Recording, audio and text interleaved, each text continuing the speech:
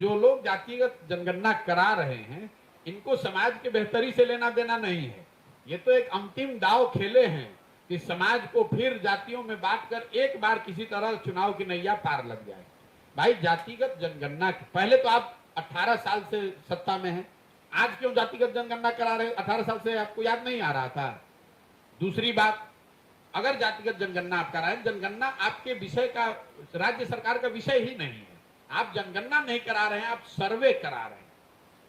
सर्वे करा रहे हैं। जनगणना तो केंद्र सरकार का विषय है और सर्वे और जनगणना में जमीन आसमान का फर्क है, क्योंकि सर्वे का कोई लीगल सैंक्टिटी नहीं है। इस बात को कभी सरकार ने स्पष्टता से नहीं बताया कि सर्वे का जो रिजल्ट आएगा उसकी मान्यता क्या होगी। उसकी मान्यता तो कुछ है नहीं। कुछ जानकारी तो सर्वे तो राज्य सरकार कभी भी करा सकती है, और अगर मान लीजिए आपने करा भी लिया, अगर उसको लीगल सैंक्टिटी मिल भी गई, तो जातियों की जनगणना होने मात्र से लोगों की जिंदगी तो सुधरेगी नहीं। पूरे बिहार की गणना हुई पड़ी है कि 13 करोड़ लोग, बिहार के जो लोग हैं वो देश के सबसे गरीब और पिछड़े हैं। ये तो जानकारी आपके पास है, इसको काहे नहीं सुधार रहे? दलितों की जनगणना तो आप आजादी के बाद से कर रहे हैं, उनकी दशा आप क्यों नहीं सुधार रहे? उसके लिए आपने क्या किया?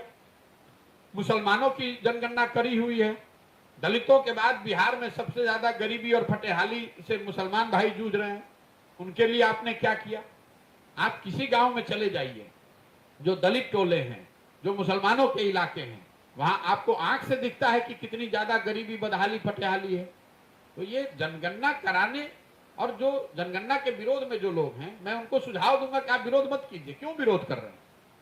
भाई समाज में कोई वर्ग अगर सही मायनों में पीछे छूटा हुआ है, उसकी संख्या ज्यादा है और उसकी गणना हो रही है, सरकार सर्वे करा रही है, तो कराने दीजिए।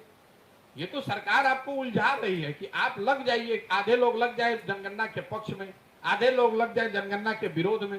कोई इसकी चर्चा ही ना करे कि बिहार में पढ़ाई हो रहा है कि नहीं, कि रोजगार हो रहा है कि नहीं। सब जाति में फिर आग लगा के अपना एक बार रोटी सेक के एक बार फिर मुख्यमंत्री बन जाए।